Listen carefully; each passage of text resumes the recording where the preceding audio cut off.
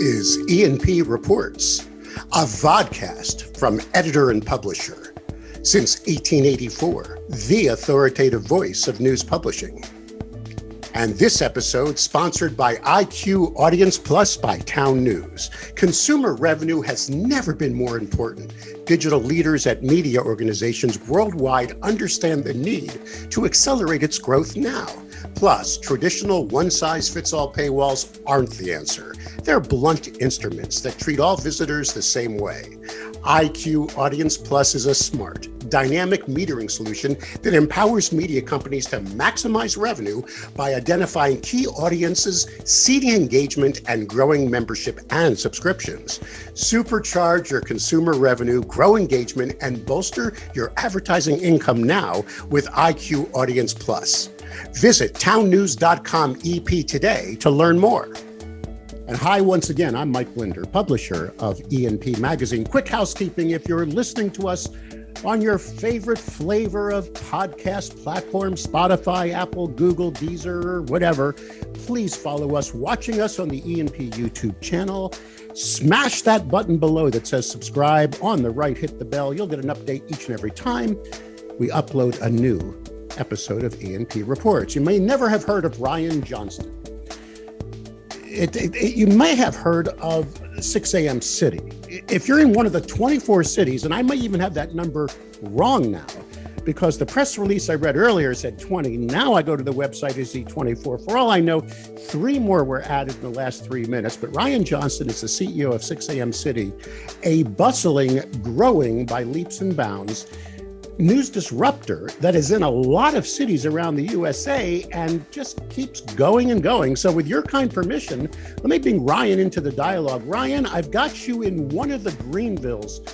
Am I correct, sir? Come on in and join me and tell me which Greenville you are in at this very moment, sir. Hey, Mike, good morning. Good morning. I'm in Greenville, South Carolina, and thank you again for the opportunity to come and talk to you and your audience this morning. All right, your background's interesting, sir. You do have a little ink in your vein. You published the Upstate Business Journal in 2012 through 2018, but you really have an entrepreneurial background.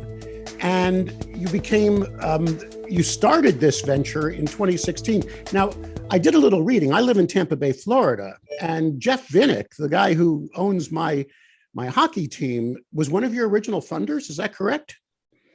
No, not necessarily. He is one of our most recent funding partners. Okay. He operated a newsletter, or was involved in operating a newsletter called the Tampa Bay Identity. Right. And so they were following what we were doing. And sorry, I'm turning off something so that you don't have any more distractions. That's okay. You can bring a baby in or a dog. It's all yeah. There you go. We got in dialogue with them because we were watching what they were doing. They were watching what we were doing and said, "Hey, love to talk shop." And one thing led to another. And before you know it, he is one of our core investors now. All right, well, let's go back to 2016 before we talk about today. How did this whole thing start? You started it in Greenville, correct? The 6 a.m. That's correct. So my father was brought from down from the suburban newspaper group in St. Louis. Okay. Where he was recruited down to Greenville. It was owned by the newspaper was owned by a local publishing group called Multimedia. It was purchased about 3 years after my father was here running sales in the advertising department, and but it was purchased by Gannett. And so after being purchased by Gannett, they started not necessarily focusing as much on local news, and he saw all of the advertisers and readers wanted much more local. So he broke off and started a publishing group that focused very similar to many local publishing groups and had a metro community newspaper, a glossy magazine at home, the home magazines and such. And after graduating college and going through 2 entrepreneurial endeavors, he talked me into coming back and launching a business journal. The unique part about that is I was not a journalism background. I was a consumer of business content. So working with him and with the resources was able to design content that was meant to be consumed. And that was kind of the start. And then I read every headline over the next 5 years as I built that product where I may or may not have a job in the future. And so looking at a lot of the trends in more modern media, like what they were doing with Jack Threads and Thrill List, designing content, commerce, community, Food 52, a lot of that, started paying a lot more attention to the future of media and really got my attention looking at what they were doing at the Skim. Conversational tone, habitual, dependable product coming at a certain time in the morning, start your day knowing what's important and creating an environment to be able to get a lot of feedback in real time from your readership, and said, man, what if we could figure out a way to do this locally? And before we knew it, we had started GVL Today. The thought is launching GVL Today was a little bit, we were really lucky. Greenville's a thriving, growing market, a lot of newcomers coming into the city, wanting to real quick know what's going on, what's important, what I need to know. And we were able to launch it in Greenville. Then we grew from Greenville just down the road to Columbia, then to Charleston and to Asheville, and have really spent the last 5 years perfecting, or not perfecting, we're definitely not perfect, but getting our arms around what we believe is the right process and mix to deliver a product that's high value to our readership. And then recently you brought up Vinnick, is we saw an opportunity based on readers, folks reaching out to us, editorial talent, marketers saying, hey, found out about your product. My sister lives in Greenville or in Asheville. Can I bring it to XYZ city? And so we saw an opportunity, played with a number of ideas related to maybe franchising. And we then thought that the best way to do this, and hearing from a lot of our regional advertising partners, was to take it to a larger scale where we could offer advertising partners the ability to place into the entire platform, and we could really grow our editorial talent. So we're going to have, at 24 cities, we have two editorial, or we have two editors in every market. So that allows us, so at 48, we'll have 48 editors. Now, hold on. These are 48 full-time editors that work directly for you. We're not discussing a franchise model here, right? Correct. So we ended up not doing any franchise approach. All of the editorial talent are full-time working for you, employees working for 6 a.m. City. Correct. But they're located in the cities. Correct. They are boots on the ground, eating, going to the local Starbucks. Correct. Getting involved in the local community. They're in the action. All right. Now, why do you say you need $250,000 to start up a city? That's what I saw in one of your pieces of press. I mean, does it take $250,000 to get started with two individuals and launch a site? Not necessarily, but I mean, depending on the city, we like to believe that we try to pay well, attract the right folks. We also say that while we might not be hiring or some of the other media outlets out there are going after the most most experienced local journalists, because they're really trying to be really deep within their beats and their knowledge of the city. We are going after what I like to call full stack journalists or storytellers. And what I mean by full stack is, I don't know if you know the term full stack web developer. Yes. Which means, the whole idea is, in today's world, content creation it's like a max headroom, isn't it? It's someone who can do everything, or it's a full stack. Yeah. Full stack developers, like someone that designs the front end and the back end. And they say that that's a unicorn because you can't be good at both. But the whole future, like, we believe in finding talented, passionate storytellers that are just as good on their iPhone with taking photos and videos. And they also know how to load in, they know how to write, they know how to be efficient, and know that maybe I don't need to be there to take the photo because the head of the local track team is. So I think that exactly. I mean, I agree with you 100%. Or you may be able to get the photo from someone if you understand exactly. You need someone who's nimble. You need that's right. And really just also is bought into the brand and the opportunity to you're preaching to do things a little different. You're preaching to the choir. I remember I went from radio back in the 80s, and I had a full service AM radio station. News department was 5. They did everything. They ran around with cassette, by the way, you're young. There's a little tape we used to have in the old days. Mm-hmm. I'm kidding. I mean, and they would run and they'd edit it up, and they would do phoners. And then I managed a TV station, and my reporter had to have a shooter. You know what I mean? It's like, can't you take the damn camera with you? I mean, it was just so expensive to produce one story a day from 2 people. What you're saying now is you've got nimble people that are using all forms of media and their phone itself. I agree. Yeah, with you and not to mention that they also need to know that we like to say that we've created a product that we talk about the news together. And when I mean we, I mean our aggregate readership, that we've tried to create an environment where we are an army of content creators working to capture the pulse of the city. I don't want you going too fast now. We got to keep it brief, because I've been told that my podcasts go too long.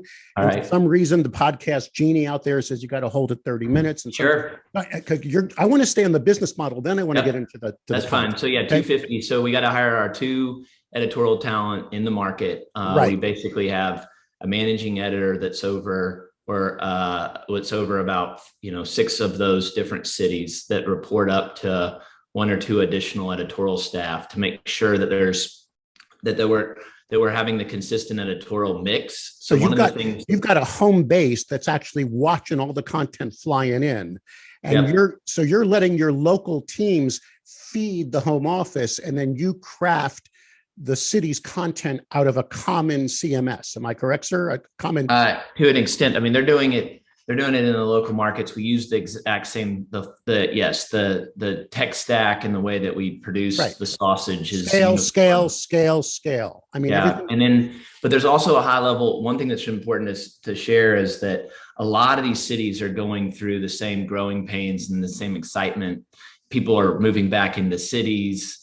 And so what might be relevant in one city is most likely in some shape or form relevant in these other cities. So being able to pay attention and to what works. So maybe we have a piece of content or an engagement approach that takes off, and being able to apply that learning across all of our other cities is exponentially more beneficial to our readership than if we were just locally rocking and rolling. I get that, because if one city has a really cute story about something going on, they can share it with the other editors so they can see if they can having something. Now, do you look at the metrics too? I mean, you must be looking at clicks, what's getting clicked, what's not, what headlines are working or not, right? You sound a little nerdy to me.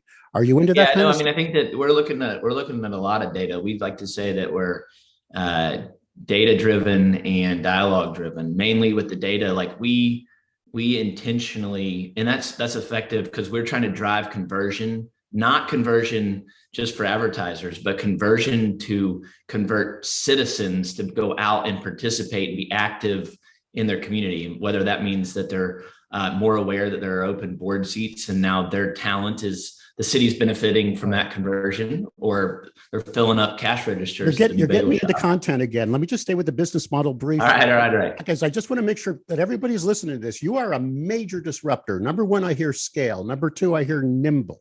Number 3, I hear that you do have then an editorial standard. This is not like local franchisees that can post anything they want. You've got some people that are skimming to make sure the content is quality. Am I correct? You're always making... Okay. Yes. So you're employing more than just 2 people in every market. You have some kind of a home office operation. Am I correct, sir?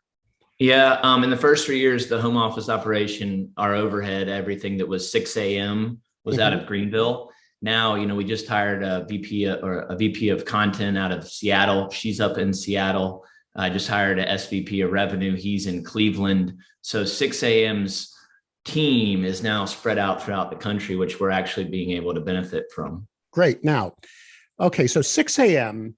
is a business based out of Greenville that is producing, let's get into the content now, a 6 a.m. morning email newsletter. Based on what I've read, and I've already subscribed, it's a 5-minute read. You claim you're not a disruptor of the local business news model. At least I'm seeing this in some of the press I've seen, where you're saying we're not looking for if it bleeds, it leads. We're not, we're trying to be lifestyle. Do I have that correct, sir? If I read, and what I'm seeing is, if I'm reading your 6 a.m. newsletter, I got 5 minutes. I get just a taste of the community, what's going on. how is that where the content usually lives in all of your cities? Correct. Yeah, we're newsletter first. So we're approaching about 600,000 subscribers. I think the main reason that we've got a really strict editorial focus to really do no nonsense, no crime and punishment, and really no politics. Right. And no really divisive issues, because the second you start talking about divisive or like the heavy stuff, you immediately start alienating your readership, a certain portion of your readership, no matter how hard you try to be unbiased. And so we really are proud of that. We do a lot of, you spoke about data. Our readership tells us that we're right down the middle. And anytime we ever really try to dip our toes into somewhere that our readers, they let us know, and the data shows it. And I think that the sweet spot that we found is when you send something to someone at 6 a.m. first every morning, they do not want their blood pressure. No, I agree with you. So we've picked that lane.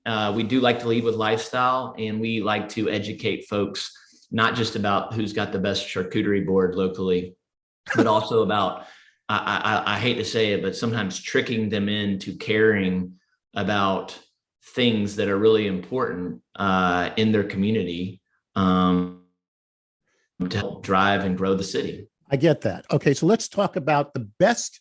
I mean, I don't want to put you on the spot now, but tell me in the last 2 days, a story in any one of your cities that got the most engagement based on the metrics that you're analyzing over your own cup of coffee. Just give me an example so our listeners and viewers will get an idea of what's resonating with this non-polarized audience.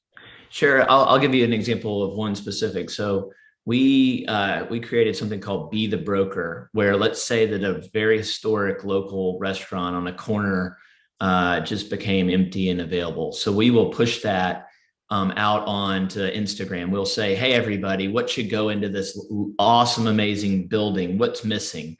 Then everybody takes off on Instagram, tagging all of these different brands all over the country that should consider coming into this spot. So then we will go back on to use that engagement on our social. We'll put it back into the newsletter and say, hey, thanks for everybody that spoke yesterday. Everyone's spoken, and these are the top 3 results of what they should go into. Then the broker locally then reaches out to those people, and they go, yeah, we were getting blown up yesterday on Instagram from Greenville, South Carolina. We were actually considering going to Charleston next. I guess we need to pay attention to this building in Greenville. That is a true story. It actually happened in Columbia, South Carolina, where a local barbecue joint out of Charleston, we did that. They saw that engagement, and it led to a material. They are now actively in that market. Did you make money from it? Did you make money from that? Did someone? No, we did not make money from that. Okay, so that wasn't sales. That wasn't sales driven. That was you just benefiting the community. All right, that's great. That's amazing. Okay, now let me get into demography here. Sure. I know you're looking at metrics. Age group, quick. All over, young, old, whatever. It catches a lot of people off guard. Our largest subdemographic is 55 plus. Really? Yep. I think they've jumped they've jumped the shark. They also like the idea of being able to have a start and a finish, just like the front page of the newspaper and the back page of the newspaper. So they know that if it's important. Huge 55 plus audience, male, female, mixture. Yeah, 75% female. Lifestyle oriented, makes sense. Income. Well distributed. I'd say that there's a strong correlation between the education attainment. We have 80% are homeowners in their market. And I would say that, I think I looked 50%.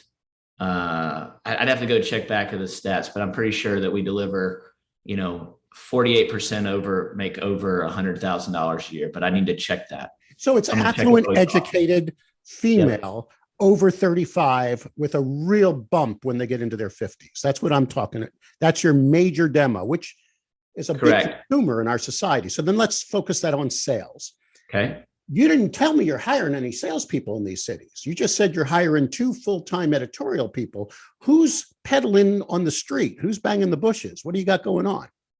Yeah, so we were a pretty product-led growth company for the beginning, mainly because it was easier to focus with a small group of people on our regional advertising partners in the Southeast. We had about 5 total sales reps that were able to sell. 30% of our advertising partners are working with us in 2 or more markets. Well, that's easy when your markets are all an hour and a half away from each other.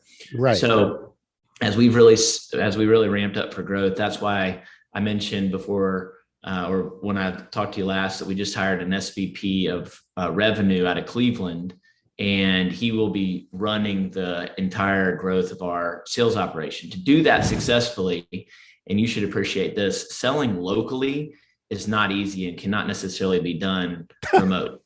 I mean, it takes real relate. It might sound, that's the part of the business that you can't hack. I spent 22 years, as you know, my background was a revenue generator, local. Yep. I generated over $100 million parachuting people in because local sales is hard.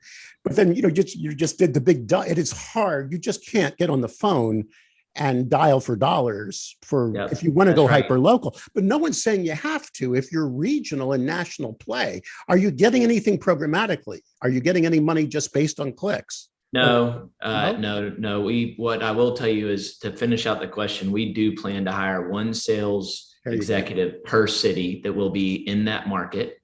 And they will be responsible for generating the revenue for that market, but also have the ability to take a advertiser and place them regionally or nationally, of course, within. And so like and we've got a lot of work to do. We've got 8 sales reps right now, and we are hiring an additional 16, like in the next 2 months. Are you talking anybody full-time? Anybody listening, full-time with benefits? Full-time, full benefits. Yes. A real adult human being that can actually go out there and have dialogue with human beings about their business. You're not going to, believe it or not. Yeah. And so our goal is sarcastic, but I know. I mean, that's what it takes. I mean, I think that especially unless you want to just push national advertising exclusively into a local product, which is not what we believe. We do believe that there's room for that into the revenue stack, which just like if you're watching the local TV station, you're going to see national Ford ads played into the programming. But I think that at the end of the day, you don't want to only be fed national products when you're paying attention to something that's supposed to be telling you about the best of what's offered locally. So we do plan to make our build hyper local, related to certain offerings from the advertisers, regional, and then the national. Okay, so let's bring it all home now. And if you don't mind, we'll start off with what we've learned so far from you. You are paying full-time salaries in a world now that's going, we can't afford it. You're putting 2 quality journalists into your city first. You're product driven first. That's your company. It's not just put up garbage. You're trying to do a 5-minute read. Is it 7 days a week? Every morning, 6 a.m. Right now it's 5. Right now it's 5 days a week. Monday through Friday. You're owning a demographic that is highly desirable. I'm not trying to blow smoke, but it's true. You're getting, women are the CFOs of the American world. You don't have young ones yet, but you're getting there. But you're doing well. You're profitable. I read that. Correct, sir? Correct. You are profitable now. You are disrupting the news world. Then let's discuss the disruption now, because we got your business model. In my humble opinion, what you've done is you're trying to fill a void that, okay, we all know the big dailies in all the cities you're in, they contracted, correct, over the last few years for a number of reasons. Number one, they could have been gobbled up. You said the word Gannett, the big vulture, the hedge funds and slash and burn. But it's also that the big dailies did not want the smaller business, the lifestyle businesses. Am I making sense? Yep. I mean, that's why the alternative weeklies grew. Do you follow how the industry I do. I mean, and then smart dailies said to themselves, this is just one man's opinion, and some people could be screaming right now. Well, they wonder why nobody wants to pay for it, because there's no value. What I'm saying is some smart daily said, wait a second, I need the restaurant and bar business. I need the venue business. I need the arts and culture. Yeah, it's like, but they're hard pays, right? They're not the best, most lucrative business when you can get an insert customer, which is gone now, or jobs, homes, and cars, the 3 big verticals, which are gone now. You see where I'm going? Even real estate, yeah. So there was a void there that you're filling to a hungry audience that's working. In other words, Had the big dailies or any other local alternative in these markets thought of the 6 a.m. 5-minute lifestyle read, you wouldn't have your hole. Am I making sense? You're digging in as a disruptor, and it's work. Do I have that right, sir? That's exactly correct. I think the other challenge is often folks like to say, "Oh, well, you're just aggregating. You're taking everyone else's content." No, I think I don't think if you look at any major daily newspaper that's got a decent daily newsletter that's telling you all the need to know news and information, the majority of it's all their own content. They're not bringing in anybody else or mentioning other people's content or driving you to it. They can't highlight. And so from a disruption, I think one of the things we really take pride in is trying to build and drive awareness to the great in-depth content that is being created by the dailies or broadcast or anybody else locally that's expensive. And we're trying to highlight it. And we hear often that folks are frustrated that they're hitting paywalls, but at the same time, there's obviously value there if you're getting frustrated, and maybe you should pay for it. You're free all the way around right now. That's your current model. No one's paying for your content, correct? Correct. Will it maintain that? Will it stay that way in the months and years to come? You don't have to answer that question.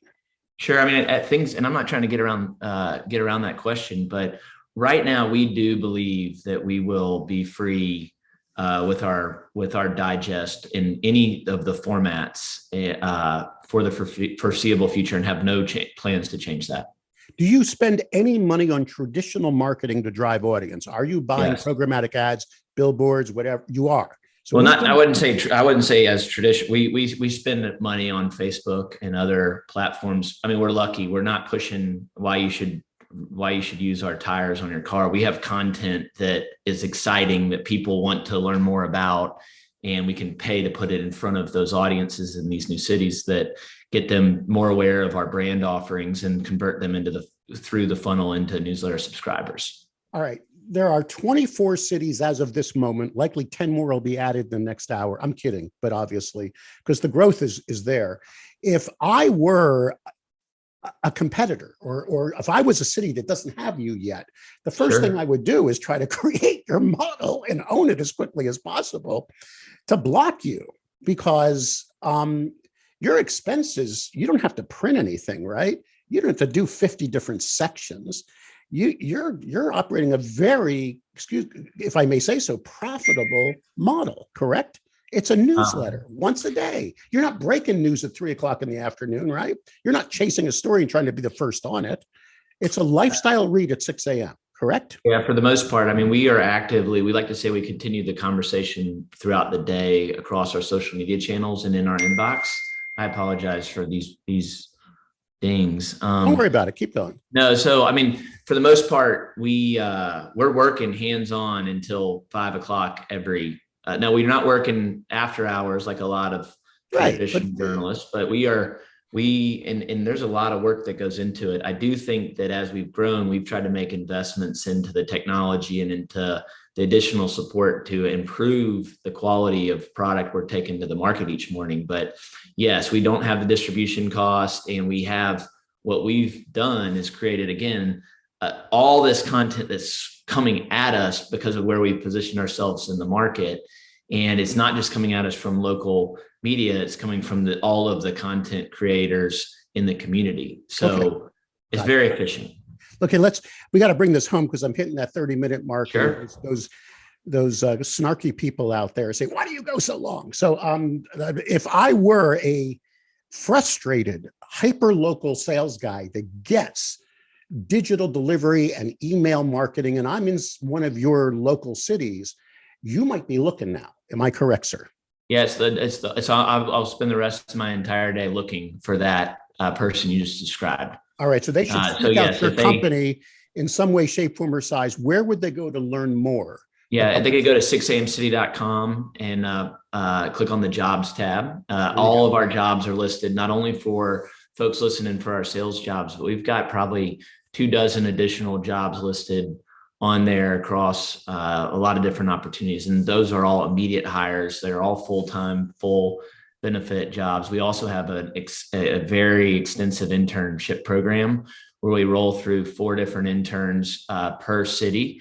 And I think we've hired to date about 6 or 7 of those interns have turned into full-time team members. So we're pretty excited about that conversion ratio of tapping into that talent pipeline. I got to ask a question. Are there any people of color working for you? Oh, yes. Yes, there are. Different, I mean, God forbid, again, sarcasm, but I can't help it. Well, I do think that it was exciting. We, in the last, I think we've taken the company from about 35 employees to what's now about 85 employees, which will be 100 come January 1st. And so when you have an opportunity to grow exponentially, you have an opportunity to really change the demographic makeup of your staff. So for a while, you have an inclusive culture. People there. Correct. And we've got actually a full-time employee that works on our teammate that works with us that focuses not only on making sure we have the inclusive culture, but as we do our recruiting, that we're looking for diversity everywhere we can, not only for people of color, but different ages, sexuality. I mean, we just again we had a full staff for the most part of for a while of young white women, and so we have worked really hard over the last few months as we've given this opportunity to ramp up with new teammates to really change that, and we have, and I'm really excited to share that with you. Ryan Johnston, CEO, 6am City. Go to 6amcity.com. Everything is there. I have that correct, 6amcity.com. Right, Ryan? That's right. Last question. Number. Who's your dad? I think I know him. My dad, you said my father? Yes. His name's Mark Johnston. Yeah. Okay. Say hi for me, would you? I will. Well, I appreciate it again, Mike. Thanks again for the opportunity. I got to tell you, Ryan, very exciting stuff, but if I may add, kind of scary too for the legacy media people who are desperately trying to shift, move, and jibe and deal with the disruption of the future. But you're doing great stuff. We're going to stay in touch with you here at E&P and keep an eye. Is that okay? That sounds great, Mike. Stay healthy. Thank you.